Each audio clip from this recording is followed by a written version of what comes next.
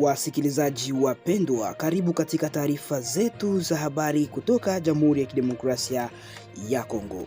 Katika taarifa hizi tunakuletea hali ya usalama na pia harakati za wakaaji wanaokimbia mashambulizi na pamoja na juhudi za kutafuta amani katika maeneo yaliyoathiriwa na migogoro. Miongoni mwa habari kuu za leo ni kwamba wanawake wa mashariki ya Jamhuri ya Kidemokrasia ya Kongo wameweza kuomba kushirikishwa kikamilifu katika mchakato wa amani na katika ufuatiliaji wa usitishaji wa mapigano kati ya serikali ya Jamhuri ya Kidemokrasia ya Kongo na waasi wa M23. Wakati huo huo, huko Mombasa mkoani Ituri, maelfu ya wakaaji wanaendelea kukimbia makazi yao kutokana na mashambulizi yanayodaiwa kufanywa na waasi wa ADF. Hali hiyo inazidisha mahitaji ya kibinadamu na wasiwasi wa kiafya. Endelea kuwa nasi kwa maelezo zaidi ya habari hizo.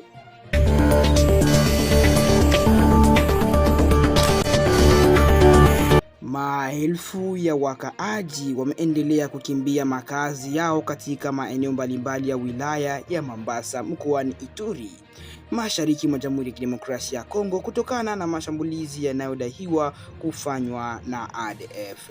Mombasa iko takriban kilomita 165 kutoka Bunia, makao makuu ya mkoa wa Ituri. Kwa siku kadhaa sasa, mashambulizi katika vijiji vilivyo pembezoni mwa eneo hilo yamesababisha wakaaji wengi kuondoka haraka, wakiacha nyumba zao, mali pamoja na shughuli zao za kujipatia kipato. Kwa mujibu wa vyanzo vya eneo hilo, wengi waliokimbia wameelekea Mombasa Centre, makao makuu ya wilaya hiyo, wengine wakikimbilia katika vituo vya biashara vya Teture, Luemba na Biakato. Hata hivyo, ongezeko kubwa la idadi ya watu waliokimbia limeweza kuzidisha changamoto ya kupata mahali pa usalama na pa kuweza kuishi. Baadhi ya familia wanalazimika kulala nje bila makazi, huku wengine wakipata hifadhi katika nyumba vya madarasa au kwenye veranda za nyumba za wananchi. Miongoni mwa waliokimbia ni watoto wengi, wanawake wajawazito na wazee ambao wako katika hatari zaidi ya kukumbwa na njaa, magonjwa na hatari za ajali mbaya ya hewa.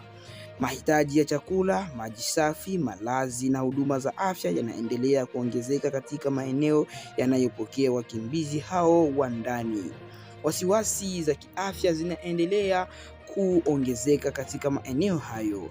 Ramsi Malikidogo anasimamia shirika lisilo la kiserikali la Association pour la protection et la défense des enfants et femmes vulnérables. Amewaonya kuhusu changamoto zinazowakabili wahuduma wa afya kutokana na ongezeko la watu wanaohama kutoka maeneo moja kwenda sehemu nyingine. Kwa mujibu wake, baadhi ya waliokimbia wanatoka katika maeneo yaliyoathiriwa na mlipuko wa Ebola, ikiwemo Niania, PK51 na Badengaido. Hali hiyo imezua wasiwasi miongoni mwa wahuduma wa afya kwa sababu ongezeko la uhamiaji wa watu linaweza kufanya ufuatiliaji wa afya wa jamii kuwa mgumu zaidi. Usalama bado ni changamoto katika maeneo hayo kwa kuwa hali zinazidi kuripotiwa kuwa mbaya.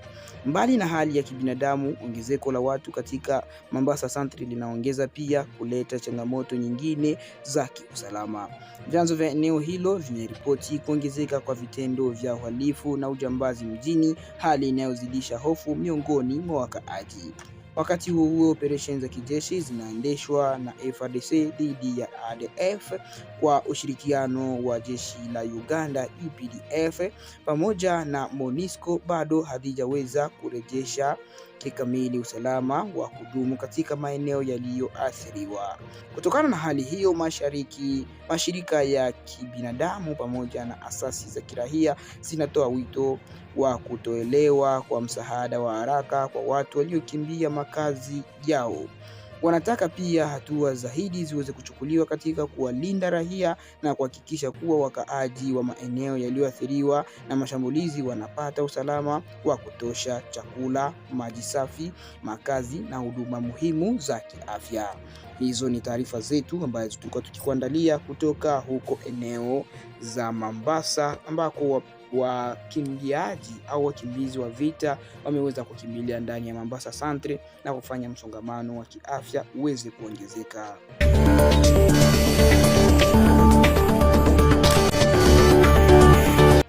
Wanawake kutoka mashariki mwa Jamhuri ya Kidemokrasia ya Kongo wameomba kushirikishwa kikamilifu katika juhudi za kutafuta amani na hasa katika utaratibu wa kufuatilia utekelezaji wa usitishaji wa mapigano kati ya serikali ya Jamhuri ya Kidemokrasia ya Kongo na M23.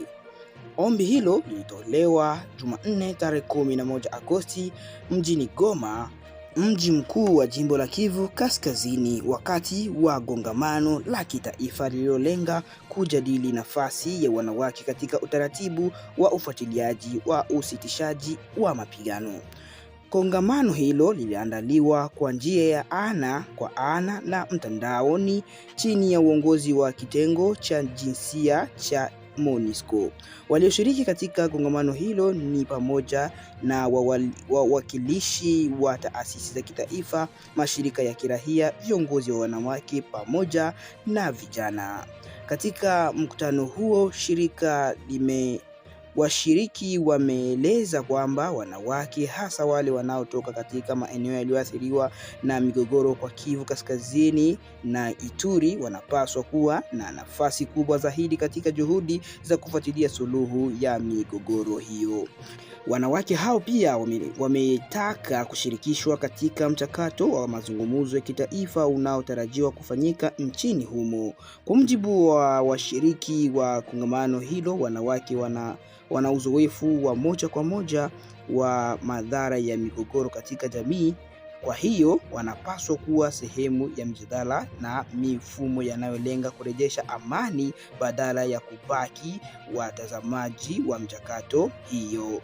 Isabelle Pendeza, rais wa Collectif des Associations Féminines pour le Développement CAFED, amesema wanawake hawapaswi kupewa nafasi ya kuwa waangalizi pekee katika michakato ya amani. Kwa mtazamo wake, wanawake wanaweza kutoa mchango muhimu katika kutambua changamoto zinazokabili jamii, kutoa taarifa kutoka maeneo yanayoathiriwa na migogoro na pia kusaidia katika juhudi za kuzuia kuibuka tena kwa vurugu. Washiriki wa kongamano hilo wameendelea kusisitiza umuhimu wa kuwapa wanawake nafasi ya kushiriki katika ngazi mbalimbali za mchakato wa amani. Hii inahusisha pia wanawake kutoka jamii zinazokumbwa na migogoro katika Kivu Kaskazini na Ituri pia, ambao wanaweza kutoa taarifa kuhusu hali halisi inayojitokeza katika maeneo yao. Kwa upande wake, MONUSCO imesema mapendekezo yaliyotolewa wakati wa kongamano hilo itawasilishwa kwa taasisi na vyombo vinavyohusika ili kubaini ikiwa ni jambo zuri na liweze kufanyiwa kazi. Kasimi Bamba, anayesimamia kitengo cha kuunga mkono utaratibu na wa ufuatiliaji wa usitishaji wa mapigano, amesema mashirika ya wanawake yanaweza kuwa na nafasi muhimu katika kupeleka taarifa kutoka kwa jamii hadi kwenye mifumo inayofuatilia utekelezaji wa usitishaji wa mapigano. Kwa mjibu wa Bamba, mashirika hayo yanaweza kusaidia kufikisha taarifa zinazotoka katika jamii na hivyo kurahisisha ufuatiliaji wa hali ya usalama katika maeneo yaliyoathiriwa na migogoro hiyo. Ombi la wanawake hawa linakuja wakati ambapo juhudi ya kutafuta amani ya mashariki mwa Jamhuri ya Kidemokrasia ya Kongo inaendelea, huku utekelezaji wa makubaliano ya usitishaji wa mapigano ukiwa unahitaji kufuatiliwa kwa karibu kutoka kwa wadau mbalimbali. Wanawake hao wamesisitiza kwamba ushiriki wao katika mchakato huo haupaswi kuwa wa kiishara pekee, bali uwe wa moja kwa moja na wenye mchango katika kufanya maamuzi na kufuatilia hali ya usalama katika mashariki mwa Jamhuri ya Kidemokrasia ya Kongo. Hizo ni habari ambazo tulikuwa tukikuandalia kutoka kwa wanawake wa Ituri na pia wa Kivu Kaskazini ambao uliweza kutolewa katika eneo la Goma.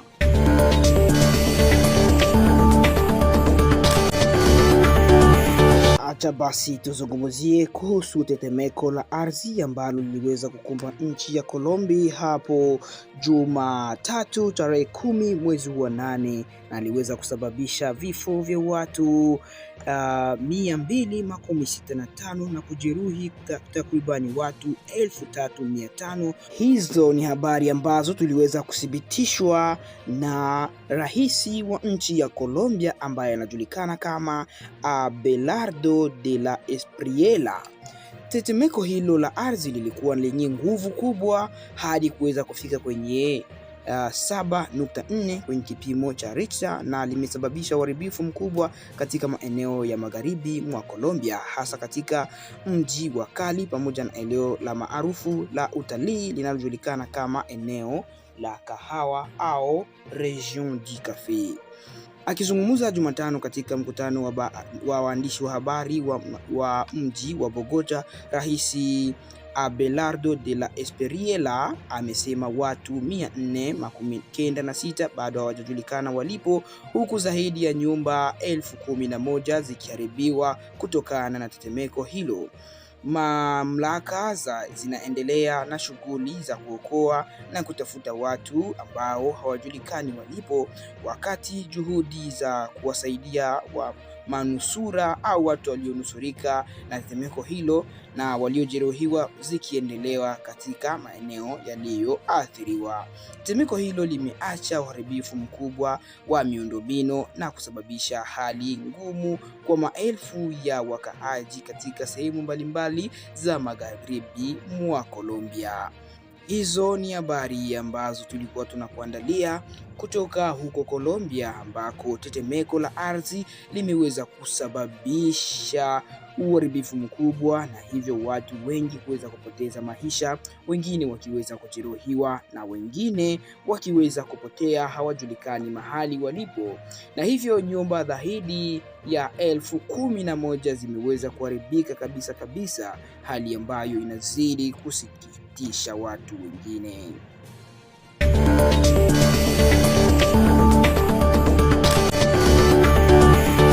Huko Kalehe ambako mapigano makali yaliweza kuripotiwa kati ya vikosi vya wazalendo wanaoshirikiana na vikosi vya serikali ya FARDC vikizidi kupigana na vikosi vya waasi wa M23, na hivyo mapigano hayo yaliweza kufanya hadi wazalendo hao kuweza kurejesha maeneo mbalimbali kama vile Chambobo na Kazinga.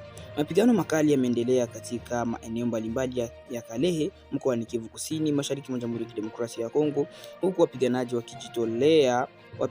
wa kujitolea wanaojulikana kama wazalendo wakidai kurejesha udhibiti wa baadhi ya maeneo yaliyokuwa yakishikiliwa na waasi wa M23. Kwa mujibu wa vyanzo vitatu vya ndani vinavyotoa taarifa zinazofanana, wazalendo wamefanikiwa kuchukua tena udhibiti wa maeneo ya Chambobo na Kazinga katika eneo la Kalehe baada ya mapigano makali kati ya pande hizo mbili. Taarifa zinaeleza kuwa wapiganaji wa M23 walikuwa katika eneo hilo walikuwa chini ya uongozi wa kamanda wa brigadi anayetajwa kwa jina la Sabimana.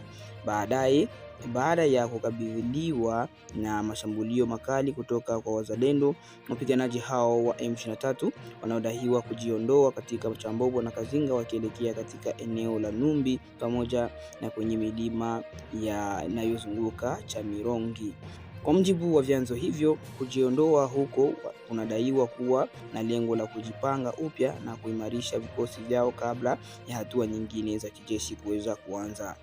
Hata hivyo, hali ya usalama katika eneo hilo bado ni tete, huku mapigano na mabadiliko ya udhibiti wa maeneo yakiendelea kuripotiwa siku baada ya siku. Miongoni mwa maeneo ambayo bado hali yake haijaweza kuwa wazi ni Lumbishi, ambako taarifa zinaonyesha kuwa udhibiti wa eneo hilo umegawanyika katika pande mbili, moja ikiwa ndani ya mikono ya waasi na nyingine ikiwa ndani ya mikono ya serikali. Hii inamaanisha kwamba hakuna upande mmoja unaodaiwa kuwa na udhibiti kamili wa Lumbishi, hali inayoongeza wasiwasi miongoni mwa wakaaji wa maeneo hayo na wanaotumia njia hizo ili kuweza kusafiri. Wakati huo huo, vituo vya afya katika eneo la Numbi vinakabiliwa na ongezeko la watu waliojeruhiwa katika mapigano hayo. Vyanzo vya ndani vinadai kuwa baadhi ya waliojeruhiwa ni wapiganaji wa kundi la waasi wa M23. Miongoni mwao wanatajwa pia kuwa kuna afisa mmoja wa ngazi ya juu mwenye cheo cha kanali ambaye ameripotiwa kujeruhiwa vibaya. Hata hivyo, taarifa kuhusu hali yake ya kiafya pamoja na idadi kamili ya waliojeruhiwa bado hazijathibitishwa rasmi na mamlaka huru. Mapigano hayo yametokea katika kipindi ambacho hali ya usalama katika maeneo mbalimbali ya Kivu Kusini na bado inaendelea kuwa ya wasiwasi, huku makundi yenye silaha yakigombania udhibiti wa maeneo ya kimkakati. Kwa sasa wakaaji wa Chambobo, Kazinga, Lumbishi, Numbi na maeneo jirani wanaendelea kukabiliwa na hali ya sintofahamu kutokana na uwezekano wa mapigano kuanza tena upya. Hadi sasa hakuna taarifa rasmi inayothibitisha iwapo wazalendo wataendelea kusonga mbele kuelekea maeneo mengine yanayodhibitiwa na waasi wa M23 au iwapo wapiganaji wa M23 watajaribu kurejesha katika Chambobo na kurudisha eneo hizo za Kazinga mikononi mwao. Kwa hiyo hali katika eneo la Kalehe inaendelea kufuatiliwa kwa karibu, huku taarifa zaidi zinatarajiwa kutoka kwa vyanzo vya ndani na mamlaka zinazohusika na usalama. Kwa sasa Chambobo na Kazinga zimeripotiwa kuwa chini ya udhibiti wa wazalendo, Lumbushi ikiwa katika hali ya udhibiti wa upande mbili, huku Numbi ikitajwa kuwa eneo ambalo waasi wa M23 wamejikusanya baada ya kujiondoa katika maeneo ya mapigano ya Chambobo na maeneo mengine ambayo waliweza kufukuzwa jana.